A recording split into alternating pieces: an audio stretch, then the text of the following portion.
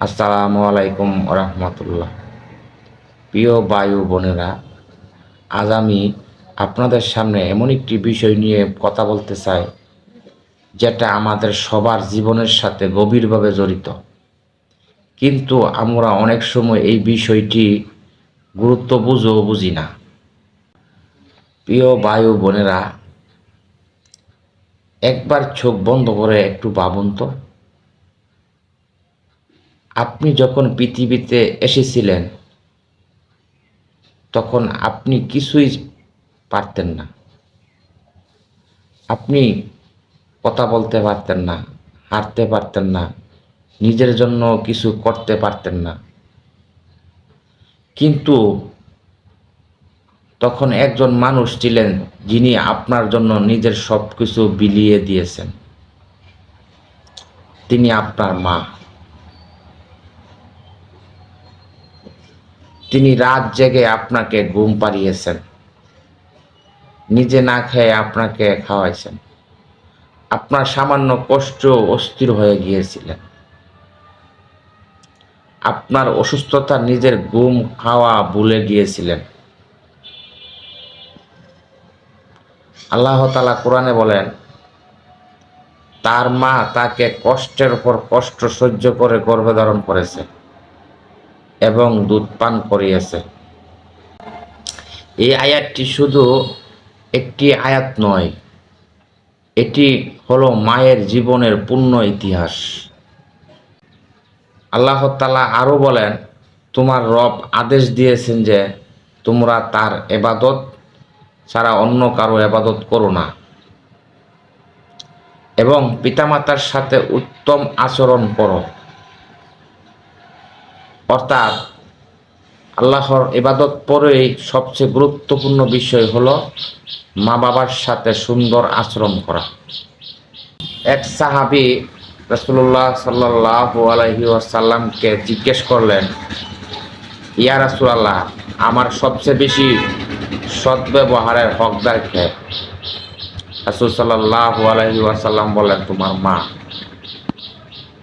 তিনি আবার জিজ্ঞেস করলেন, তারপর? রাসূল সাল্লাল্লাহু আলাইহি ওয়াসাল্লাম বললেন, তোমার মা। তৃতীয়বার তিনি আবার জিজ্ঞেস করলেন। রাসূল সাল্লাল্লাহু আলাইহি ওয়াসাল্লাম বললেন, তোমার মা। চতুর্থবার বললেন, তোমার বাবা। এই হাদিসটি আমাদের চোখে আঙ্গুল দিয়ে দেখিয়ে দেয় মায়ের হক কতটা বিশাল এবং গভীর। একটি ঘটনা আছে। প্রিয় বায়ু বোনেরা, একজন ইবাদতগুজার মানুষ ছিলেন। তার নাম ছিল জুরাইজ। তিনি আল্লাহর ইবাদতে মগ্ন ছিলেন, যে তিনি নিজের উপাসনালয়ে দিন রাত আল্লাহর ইবাদত করত। একদিন তার মা তাকে ডাকলেন। তিনি তখন নামাজে ব্যস্ত ছিলেন, তাই সাথে সাথে সাড়া দিতে পারেননি। মা কষ্ট পেয়ে দুঃখের সাথে বললেন, হে আল্লাহ, তুমি তাকে ফিতনার মধ্যে ফেলো। এরপর যা ঘটল তা সত্যি ভয়ঙ্কর ছিল। একজন নারী তার বিরুদ্ধে মিথ্যা অপবাদ দিল। মানুষ তাকে সন্দেহ করল, তার ইবাদতখানা ভেঙে দিল, তাকে অপমান করলো এবং সমাজ থেকে দূরে সরিয়ে দিল। পরে আল্লাহ সত্য প্রকাশ করলেন এবং তার নির্দোষ প্রমাণ করলেন। এই ঘটনা আমাদের শেখায়, মায়ের কষ্ট কখনো ছোট করে দেখা যাবে না। মায়ের দোয়া কখনো অবহেলা করা যাবে না। এমনকি ইবাদতের মধ্যেও মায়ের হককে গুরুত্ব দিতে হবে। সুবহানাল্লাহ।